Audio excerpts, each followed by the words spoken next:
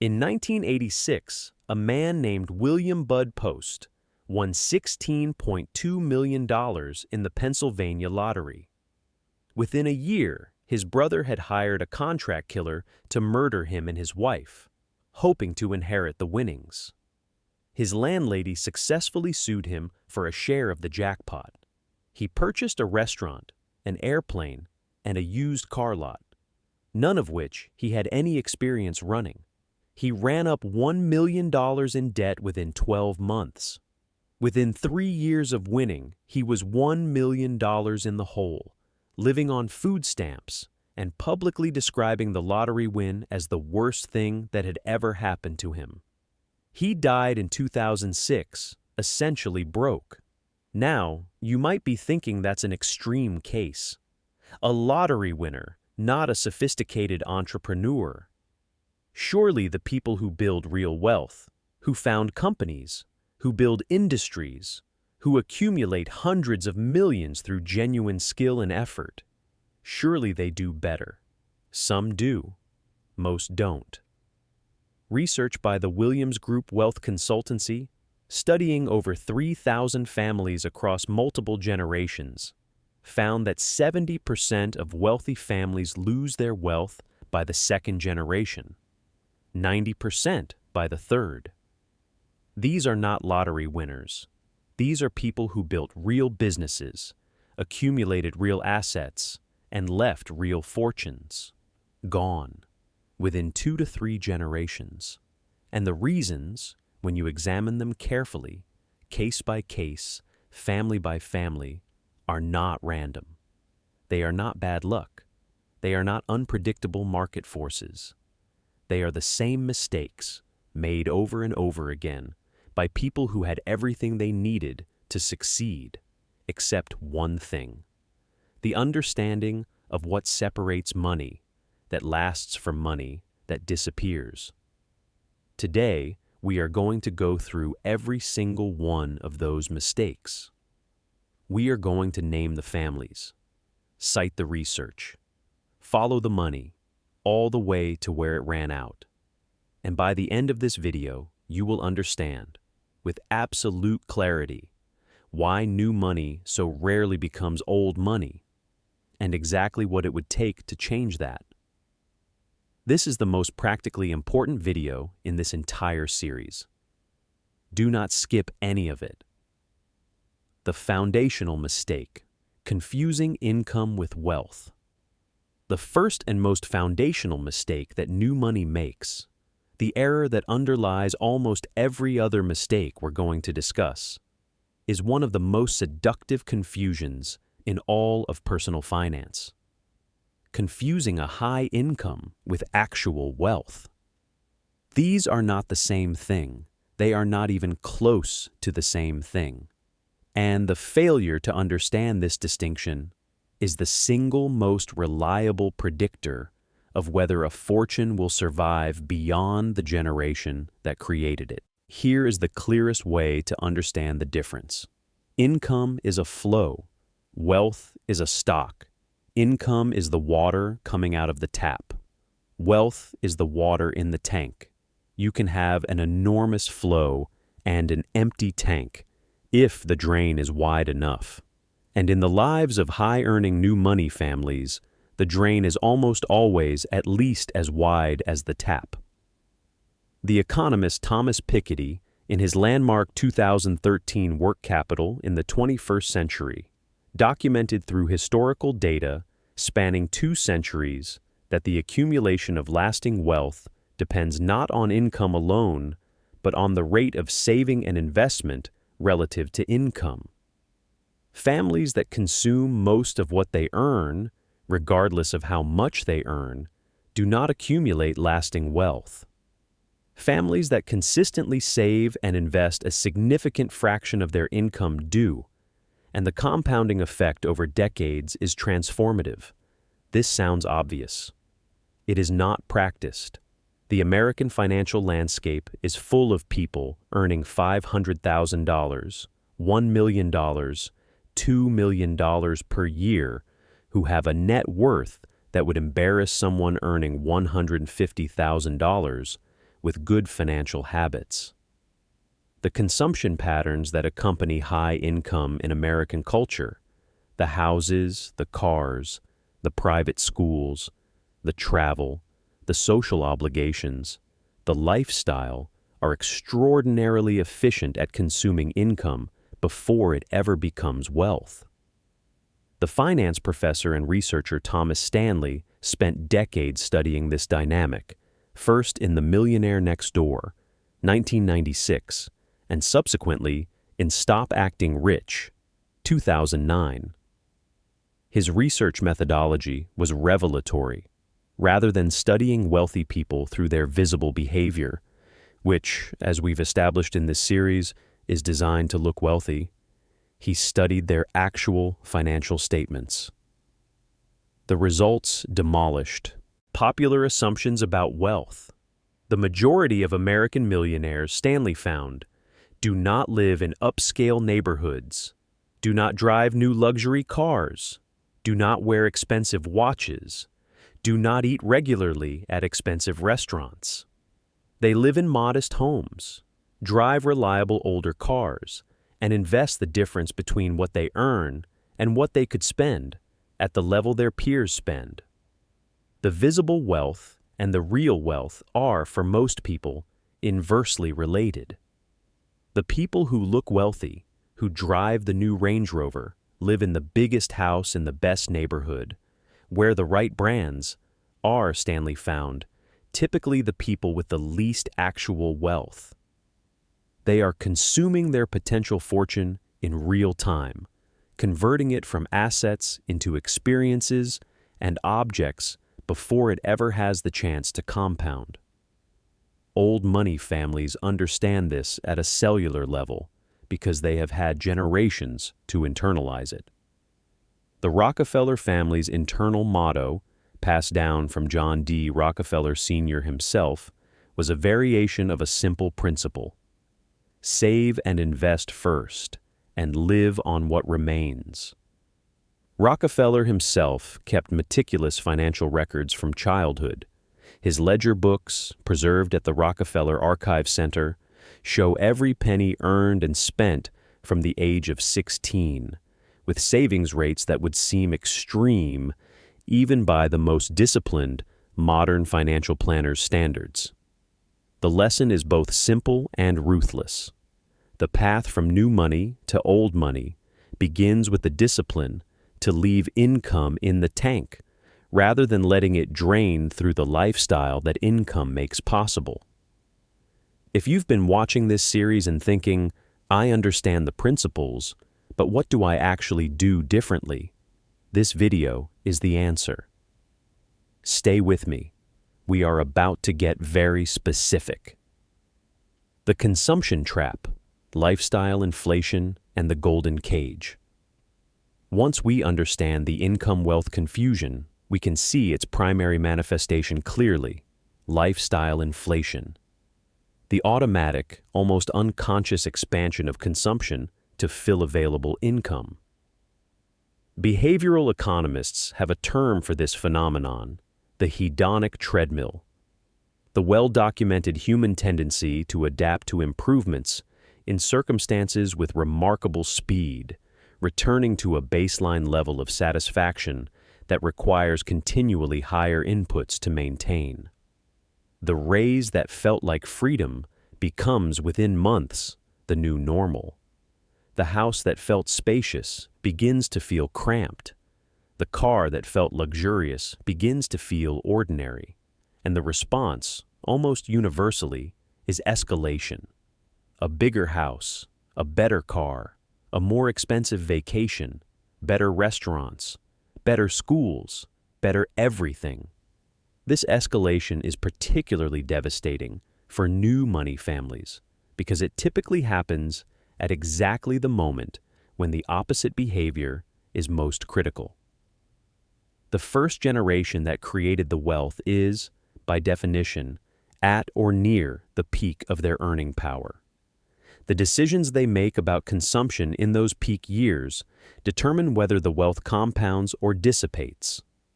Consider a concrete example.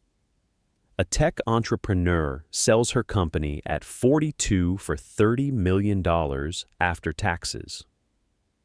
She purchases a $5 million home in a prestigious neighborhood. Her neighbors are established wealthy families, and the home reflects her new status. She enrolls her children in private schools. $60,000 per year per child. 3 children, $180,000 per year. She travels extensively. The family now flies business class as a matter of course, vacations at high-end destinations, and maintains a social life commensurate with her new neighborhood. All in, the family's annual expenditure is approximately $800,000 per year. At a 7% average annual return on her invested capital, the historical average for a diversified equity portfolio, her $30 million generates approximately $2.1 million per year before taxes. After taxes, roughly $1.5 million.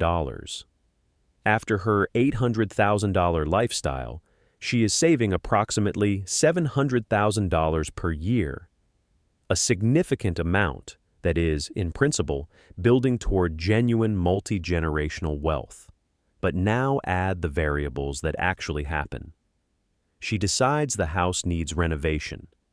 $800,000. Her children's school fees increase and add extracurriculars. $240,000 per year. She buys a vacation property. $3 million. She starts a philanthropic foundation that requires staffing. $200,000 per year in operating costs.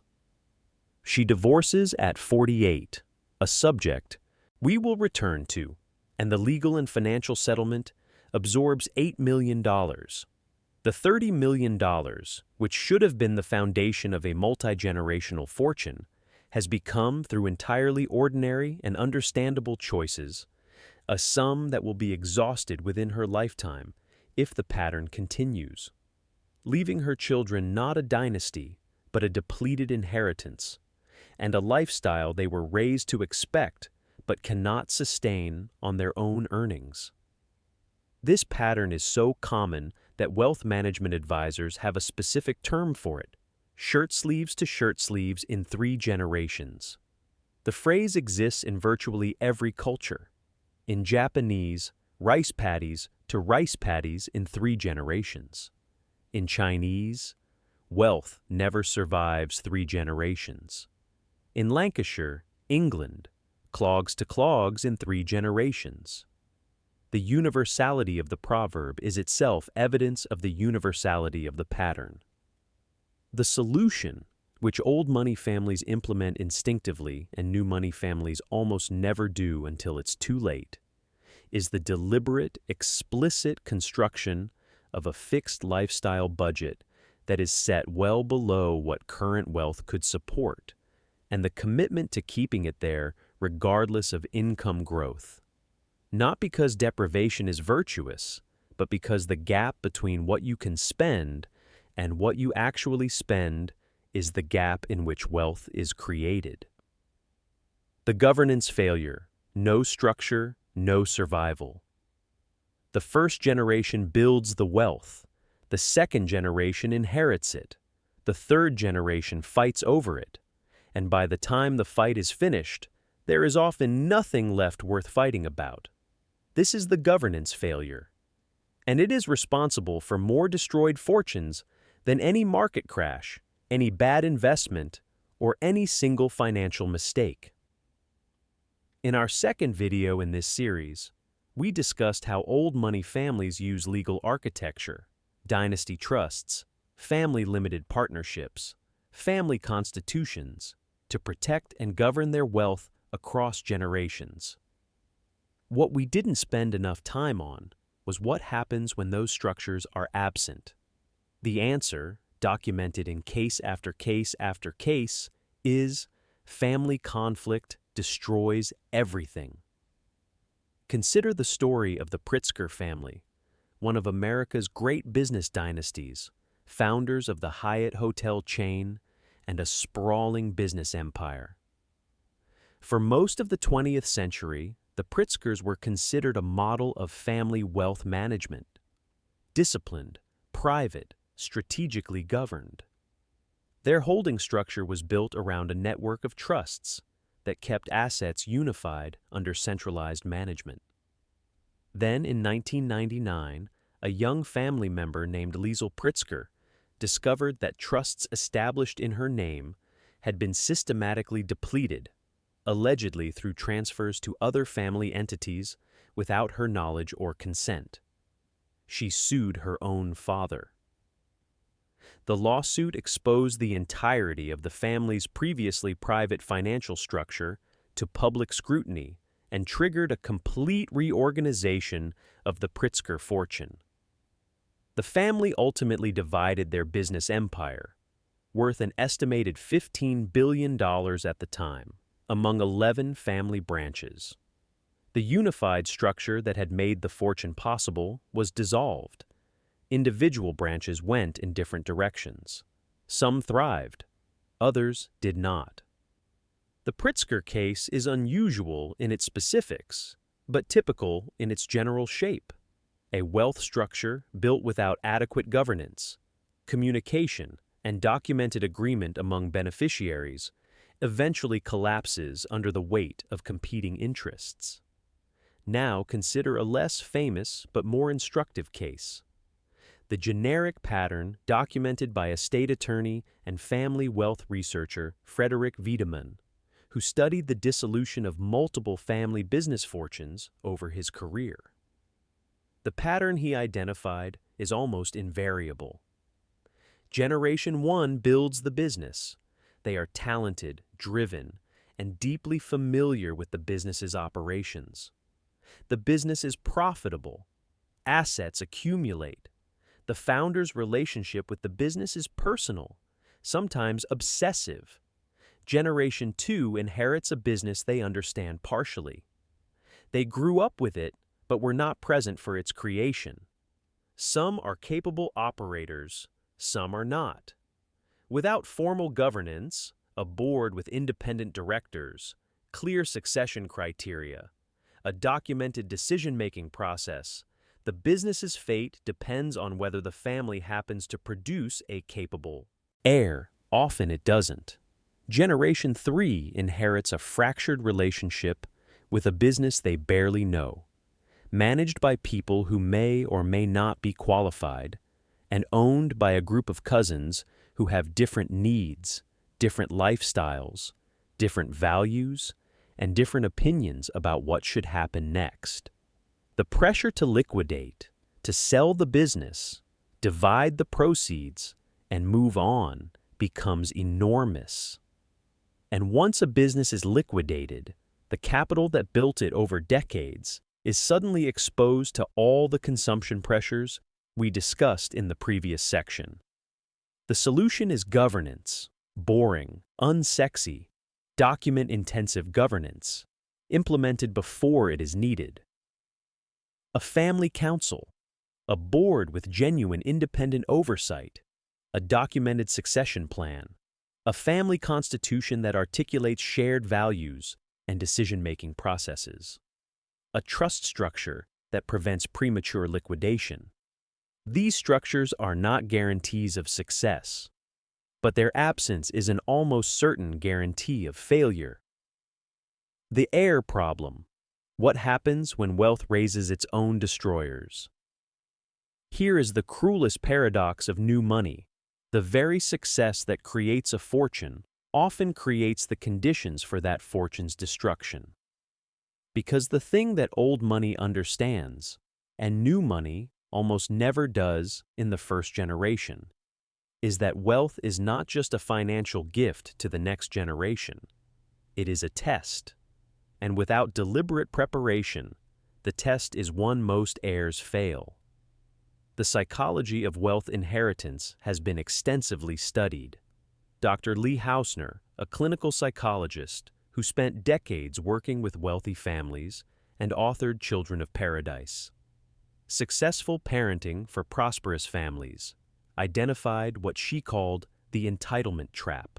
the predictable pattern by which children raised in wealthy households develop a relationship with money characterized by expectation without effort, consumption without production, and a profound inability to tolerate the discomfort that wealth creation requires. The mechanism is straightforward. Wealthy parents, having worked enormously hard to accumulate their fortune, naturally want their children to have everything they lacked. They eliminate struggle. They provide instantly. They smooth every difficulty. They fund every desire. The result is children who have never developed the psychological muscles, the tolerance for frustration, the capacity for delayed gratification, the intrinsic motivation to create that the wealth creation required. These children grow up to be adults who are, by any objective measure, poorly equipped to manage what they are about to receive. The statistics on this are sobering. A 2012 study by U.S. Trust, studying high net worth individuals and their heirs, found that only 47% of wealthy parents believed their children were financially responsible enough to handle an inheritance. Yet 70% of those same parents had done nothing specific to prepare their children for wealth transfer. The gap between the recognized problem and the action taken is explained by another psychological dynamic that researchers call mortality salience avoidance, the tendency of wealthy individuals to avoid estate planning and wealth transfer conversations, precisely because those conversations force a direct confrontation with death. The result is that the conversations that most need to happen about values, about expectations, about the responsibilities attached to inherited wealth, almost never happen until it is too late. Old money families handle this completely differently.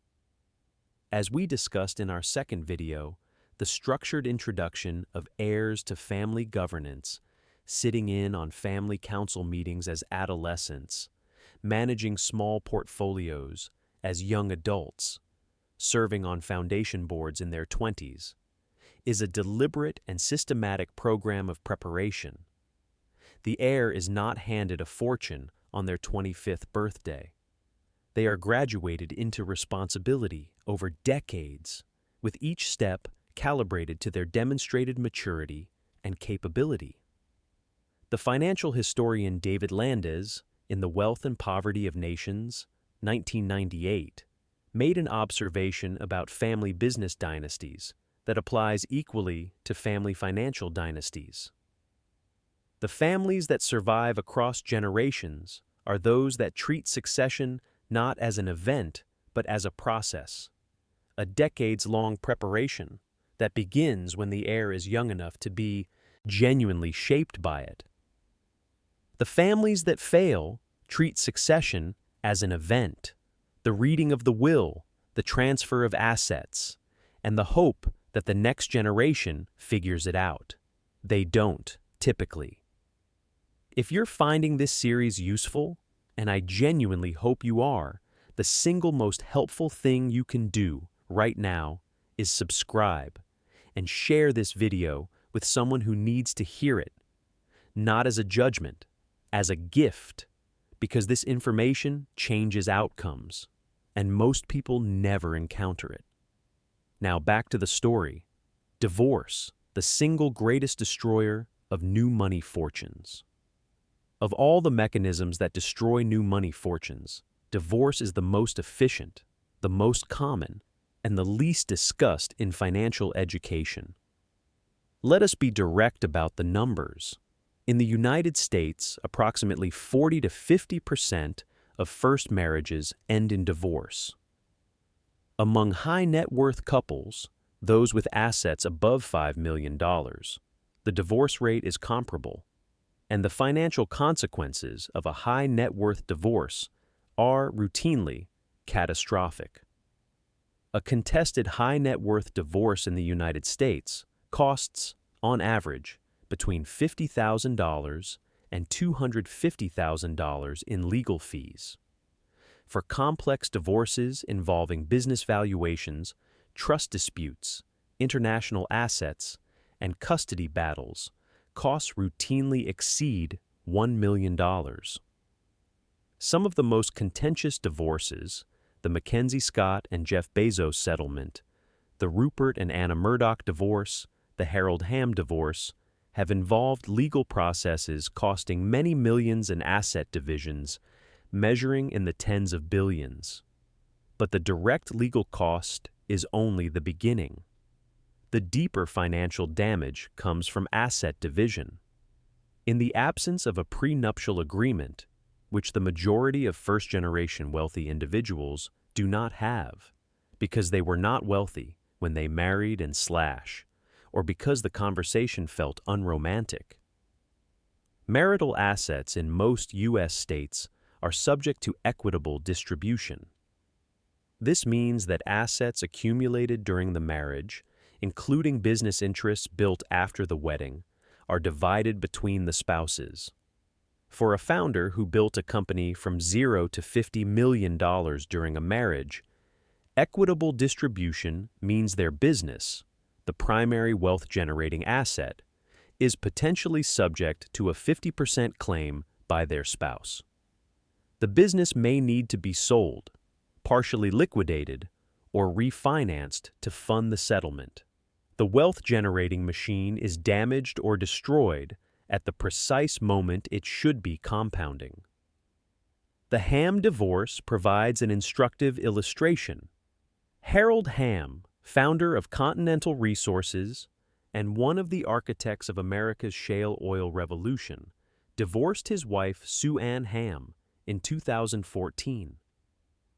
The divorce settlement, after years of legal battle, was approximately $975 million. The dispute centered on whether the enormous appreciation in Hamm's Continental Resources stake during the marriage was a marital asset subject to division, or the result of his individual business acumen, and therefore his separate property, nearly $1 billion, to untangle the financial consequences of a marriage.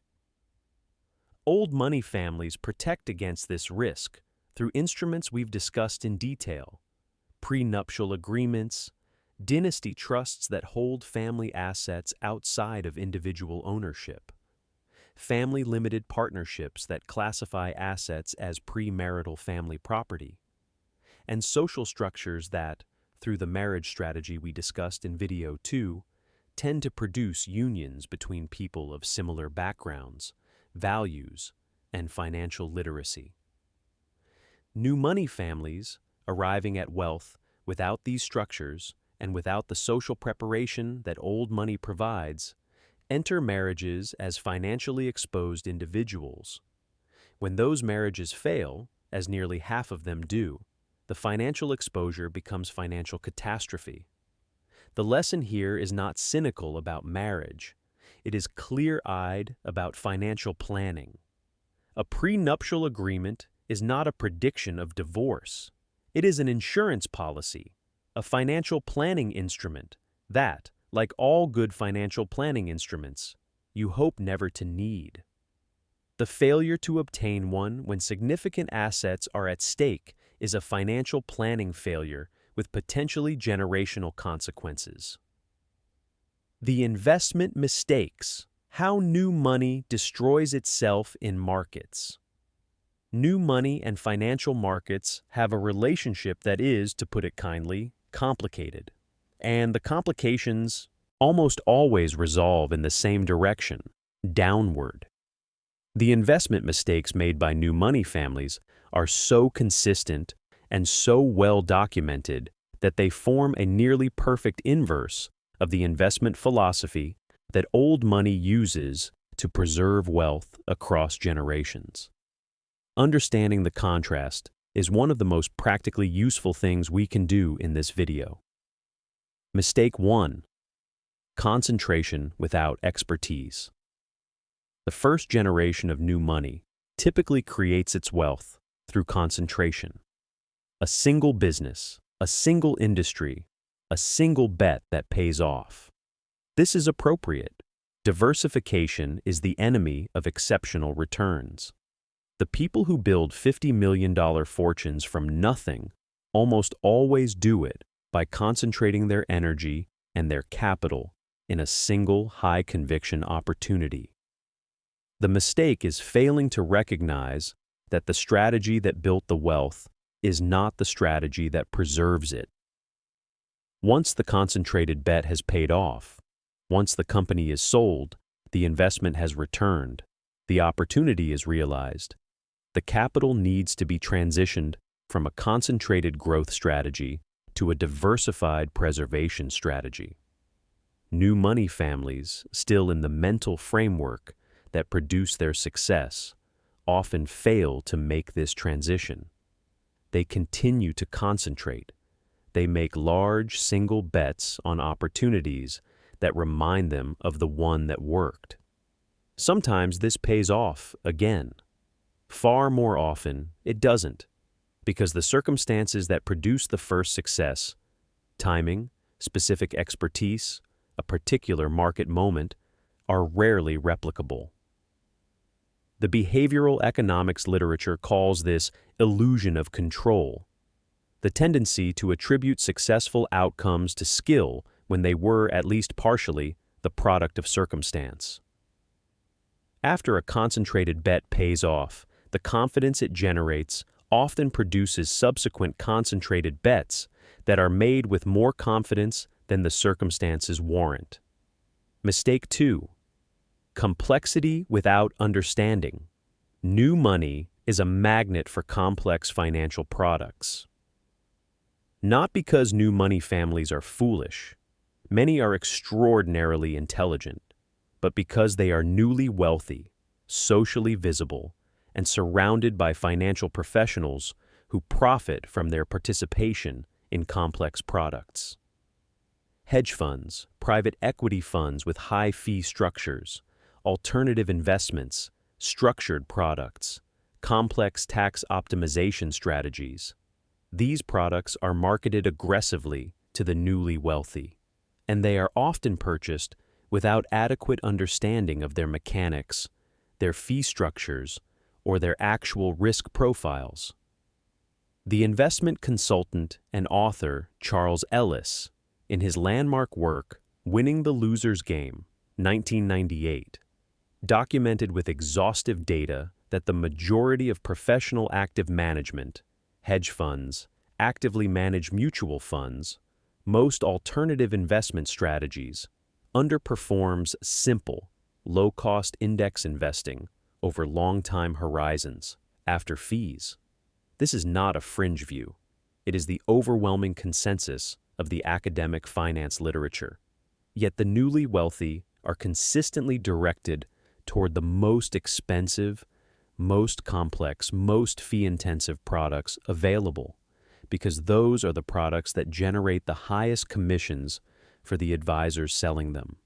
The result, documented case after case, is that new money pays enormous fees for underperformance, while old money, working with trusted family office advisors, operating under fiduciary obligation, pays minimal fees for straightforward, diversified compounding returns. Mistake 3. The brilliant friend with an opportunity. There is a specific financial pathology of new money that deserves its own category. The brilliant friend with an opportunity. The newly wealthy are, by virtue of their visibility and their capital, immediately attractive to a category of people that financial psychologist Brad Klontz calls financial predators, individuals who identify wealthy targets and approach them with investment opportunities that are either fraudulent, deeply unsuitable, or simply very likely to fail. The Bernie Madoff story is the most famous version of this pattern. Madoff's investment fraud, which destroyed an estimated $65 billion in claimed assets, operated almost entirely through social networks. He was introduced to clients through friends, country clubs, religious communities, and social circles. His returns were implausible by any rigorous analysis. But the social proof of his existing client base, the fact that people you trusted were already invested, overrode rigorous analysis. The social proof mechanism is particularly powerful for new money because new money lacks the institutional relationships and fiduciary structures that old money uses to evaluate opportunities. Old money doesn't need to evaluate Bernie Madoff because their family office's investment committee, operating under formal fiduciary standards and assisted by independent risk managers, would never have approved an investment with unaudited returns, an undisclosed strategy, and no independent custody of assets. The institutional structure filters out the fraud before it reaches the family. New money, without that structure, relies on social judgment. And social judgment, as Madoff's victims discovered, is an inadequate defense against sophisticated financial predation. Mistake 4. The passion project that becomes a money pit. A specific and remarkably common new money investment mistake is the passion project. The restaurant, the winery, the boutique hotel, the sports team, the fashion label, the film production company. These ventures are emotionally compelling. They are genuinely exciting. Socially impressive, they generate status. And financially catastrophic, they almost never generate returns commensurate with the capital invested. The restaurant industry operates on net profit margins of 3 to 9% in good years. A $3 million restaurant investment at a 5% net margin on $2 million in annual revenue generates $100,000 per year. The same $3 million invested in a diversified equity portfolio at 7% generates $210,000 per year without the 80-hour work weeks, the staff drama, the health code inspections, or the risk of a bad Yelp review. The passion project is not irrational as a lifestyle choice. As a wealth preservation strategy, it is a reliable route to capital destruction. The social performance trap, spending the fortune on looking rich. In our last video, we explored what old money considers tacky, the specific behaviors that mark someone as a social outsider regardless of their financial position. Now let's look at the financial cost of trying to avoid being considered tacky, of trying, through consumption, to purchase the social acceptance that old money withholds. This trap is particularly cruel because it operates on a logic that is, from within it, entirely rational. You have achieved financial success. The social world you aspire to join requires certain signals of belonging: the right address, the right schools, the right clubs, the right wardrobe, the right charitable commitments, the right social events. You spend to acquire these signals, but the signals themselves are expensive, and old money, which created the system, keeps raising the bar in ways that ensure that spending alone cannot achieve membership. We explored this dynamic in detail in our first video, the $10 million to $30 million lifetime cost of performing the old money aesthetic for someone not born into it. But the specific point I want to make here is about the interaction between this social performance cost and wealth preservation. Every dollar spent performing status is a dollar not invested, and at the compounding rates available to patient, long-term investors, the opportunity cost of this spending is enormous. $200,000 per year in status spending. Club memberships, charity galas, wardrobe maintenance, the second home in the right location represents, over 30 years, at 7% annual returns, approximately $18.9 million in foregone wealth. That is the true cost of the performance, not $6 million in actual spending, but $18.9 million in compound returns never realized. Old money families don't pay this cost because they were born into the social position they occupy. They don't need to perform it. Their social credentials were established generations ago and maintain themselves through institutional and familial continuity. New money families pay it twice, once in the direct cost of the performance and once in the compound returns they never realized because the capital was consumed instead of invested. The families who made it what they did differently. We've spent most of this video on failure. Let's spend some time on success. Because the families that have made the transition from new money to old money are not fictional. They exist. They are documented. And what they did is replicable. The Walton family. Sam Walton built Walmart from a single 5-and-dime store in Bentonville, Arkansas, into the world's largest retailer. When he died in 1992, his family's stake in Walmart was worth approximately $25 billion. Today, more than 30 years later, the Walton family's combined fortune is estimated at over $200 billion, making them the wealthiest family in America. How? Several things stand out. First, Sam Walton himself modeled frugality with almost theatrical commitment. He drove a 1979 Ford F-150 pickup truck. He got his hair cut at a local barbershop. He stayed in budget hotels on business trips. His famous quote, "I have always been driven to buck the system, to innovate, to take things beyond where they've been," was accompanied by an equally consistent personal financial philosophy. Spend on the business, not on the performance of success. Second, the family's wealth was structured to prevent dissipation. The majority of the family's wealth is held in Walmart shares, a concentration that creates significant market risk, but also creates an anchor that prevents the kind of diversified consumption and capital dissipation that destroys other fortunes. The shares cannot simply be spent. They must be managed.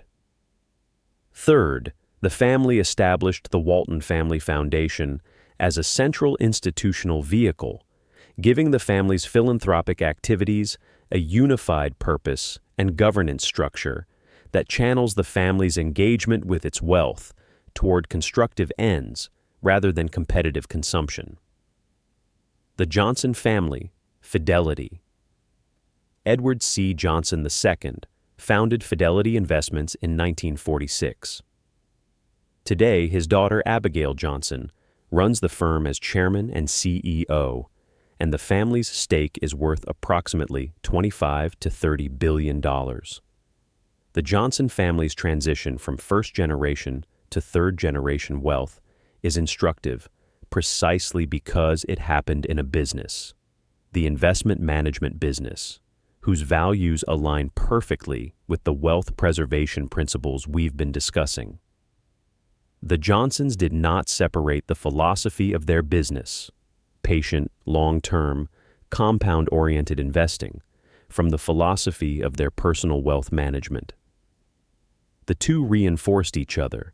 The family maintained private ownership of Fidelity, refusing to take the company public despite the enormous valuation premium that would have generated, precisely to maintain the long-term orientation that public market ownership would have disrupted.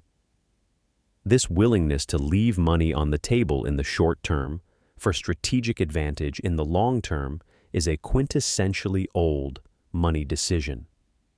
The Mars family. The Mars Candy Company, makers of Snickers, M&Ms, Milky Way, and dozens of other products, has been family-owned since Forrest Mars Sr.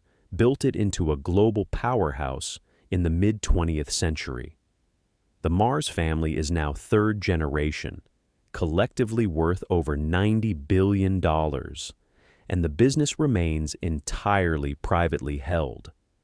The Mars family is legendarily private to a degree that makes most old money families seem publicity-hungry by comparison. Family members have historically refused interviews, declined public profiles, and structured their lives to minimize any public exposure. The privacy principles we discussed in Video 3 are, for the Mars family, practiced with an almost monastic consistency. What these success stories share, a frugality in personal consumption that contradicts the expectation of their wealth level. A structural commitment to long-term holding rather than short-term optimization. A family governance framework that prevents the individual consumption and conflict that destroys other fortunes. And a culture of privacy that insulates the family's financial decision-making from the social performance pressures that trap less successful new money families. These are not mysteries. They are replicable behaviors. They require discipline, and they require the willingness to make choices that look strange from the outside. But they work. The evidence is in the balance sheet. Let's bring every thread of this video together into a clear, practical summary. New money fails to become old money for reasons that are consistent, documented, and predictable. And every single one of those reasons is, in principle, addressable. It fails because income is confused with wealth, because the flow is consumed before it fills the tank. It fails because lifestyle inflation creates fixed costs that consume the capital that should be compounding. It fails because the governance structures that could protect and direct the wealth across generations are never built. And family conflict, in the absence of those structures, destroys what markets and effort created. It fails because heirs are raised in the wealth without being prepared for the responsibility it carries, producing adults who are equipped to consume a fortune but not to steward one. It fails because divorce, the single most financially destructive event in most wealthy individuals' lives, arrives without prenuptial protection, without trust architecture, and without the social structures that reduce its probability. It fails because investment mistakes, concentration at the wrong time, complexity without understanding, social proof fraud, passion projects masquerading as investments, erode the capital base that should be growing. And it fails because the social performance trap, the desperate, expensive effort to look like old money, consumes the capital that would, invested patiently, actually become old money. The families that escape this pattern, the Waltons, the Johnsons, the Mars family, the Rothschilds, the Wallenbergs, share one thing above all others. They treat wealth not as a reward to be enjoyed, but as a responsibility to be stewarded. Not as a destination, but as a tool. Not as something that defines them, but as something they are temporarily custodians of. For their children, and their children's children, and the generation after that. That shift in orientation from ownership to stewardship is the most important single thing that separates money that lasts from money that doesn't. And it is available to anyone willing to make it. Comment below. Which of these mistakes do you see most often, in your own life or in the people around you? I want to know which one hit closest to home. No judgment. This is how we learn. Hit like if this video delivered on the promise of the title. One click keeps this series in front of people who need it. Subscribe and hit the bell. This series continues. The next video asks a question that will genuinely surprise you. Is old money actually dying? How the ultra-wealthy are quietly restructuring power for the 21st century.